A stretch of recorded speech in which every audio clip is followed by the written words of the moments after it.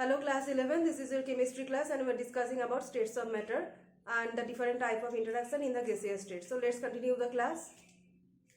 So today's topic is, we have discussed about induced dipole interaction, and today's topic is dipole attractive force. Okay, dipole attractive force.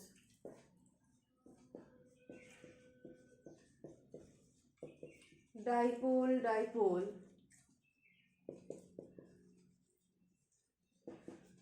attractive force. This is another kind of van der Waals force of interaction.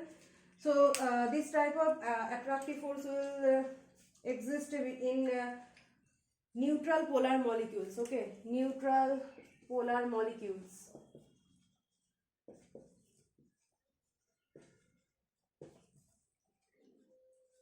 Neutral polar molecules will show this kind of attractive force, like water, ammonia, hydrochloric acid, water, ammonia, hydrochloric acid, etc. Okay, so all the molecules are polar, though they are neutral. So if you consider one HCl molecule,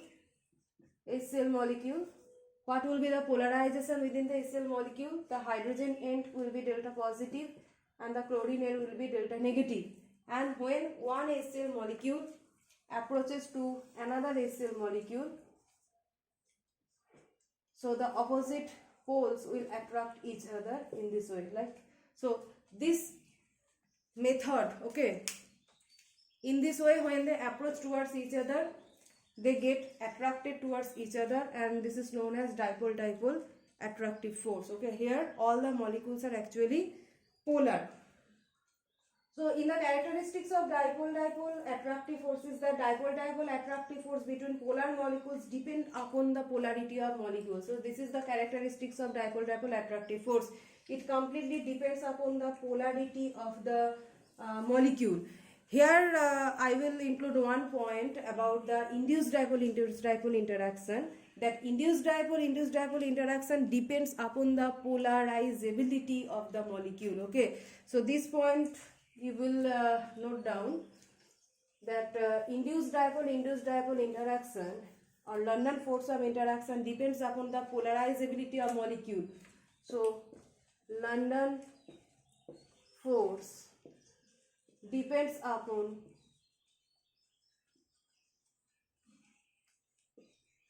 the polarizability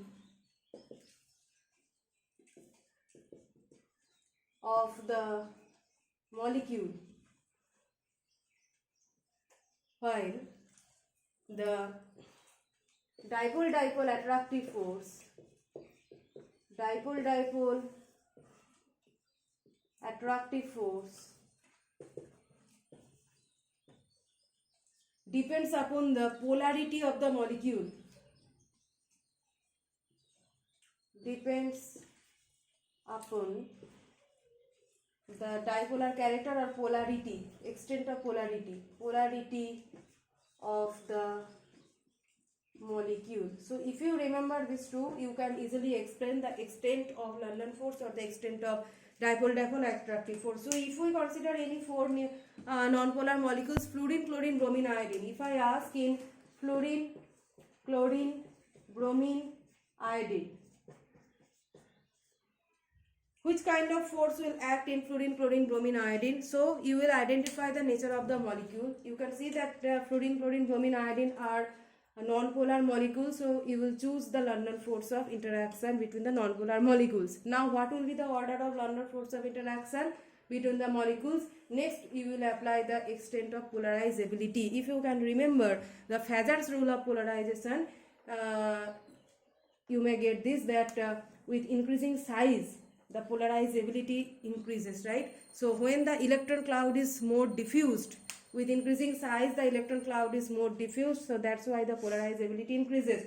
So if you are going down the group in the periodic table, size increases, so polarizability increases, and also the London force of interaction increases. So the London force of interaction between these non-polar molecules will follow this order. Fluorine, chlorine, bromine, iodine gradually increases. Okay, so also applicable for noble gases, helium, neon, argon, krypton, xenon. Down the group, polarizability will increase and London force will also increase. So halogen series and noble gas series. And the dipole-dipole attractive force of interaction increases with increasing polarity. Okay, with increasing polarity, the dipole-dipole attractive force increases. And there is a relationship between the distance between two poles. Okay, distance between two poles. If the distance between two poles is represented by r, then dipole-dipole attractive force is proportional to 1 by r to the power 6. Okay, so you will remember that dipole-dipole attractive force is proportional to 1 by r to the power 6, where r is the distance between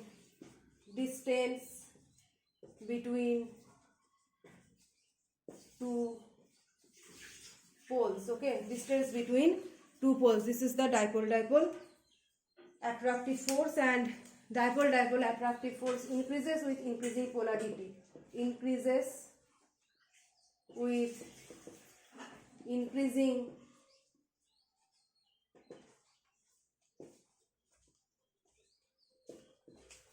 polarity, like this. Next one is dipole induced dipole interaction. Dipole induced dipole interaction.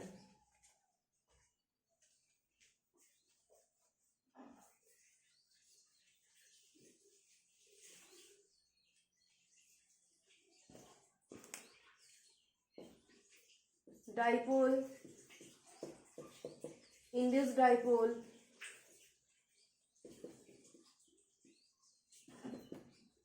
interaction. So this type of interaction will exist between one polar molecule and another non-polar molecule. This type of interaction will exist in between one polar molecule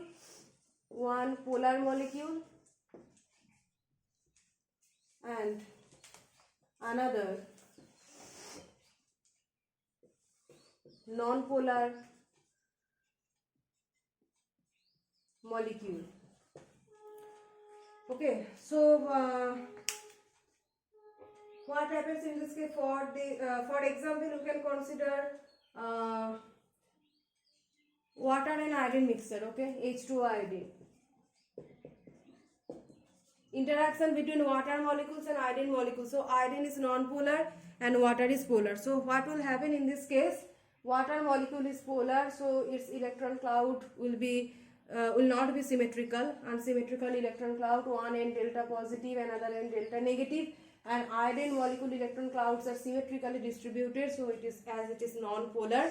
Now these water molecules will induce the iodine molecules to get some polarity. Okay, water molecules will induce the iodine molecules to make the electron cloud unsymmetrical and to get some polarity within the iodine molecule. So due to the induction of polar water molecules, symmetrical iodine molecules will be unsymmetrical and will get some amount of polarity. So this polarity in iodine molecule is generated due to the induction effect of polar water molecules.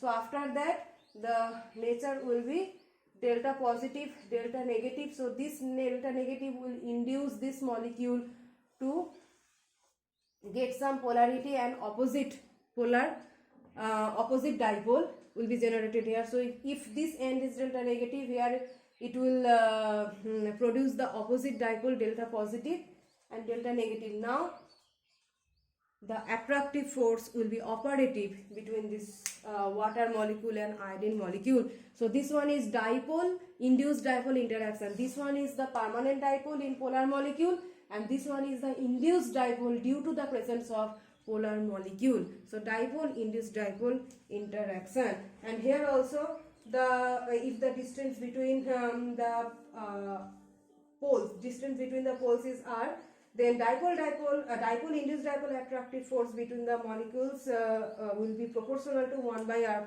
to the power 6. So it will also be proportional to 1 by r to the power 6, where r is the distance between two poles. Okay, same to the previous one, that is the dipole attractive force, same to that. Okay, so value of this force increases with increasing dipole moment and polarizability of the non-polar molecule. So here both the factors are included. So this dipole-induced dipole interaction will depend upon the polarity of the polar molecule. If the polarity increases, then dipole-induced dipole interaction will increase, and it also depends on the polarizability of the non-polar part. So if the polarizability, that means size of the non-polar molecule increases, then this interaction will also increase. So both are included here. Okay, so in the next class we will start from some gas laws.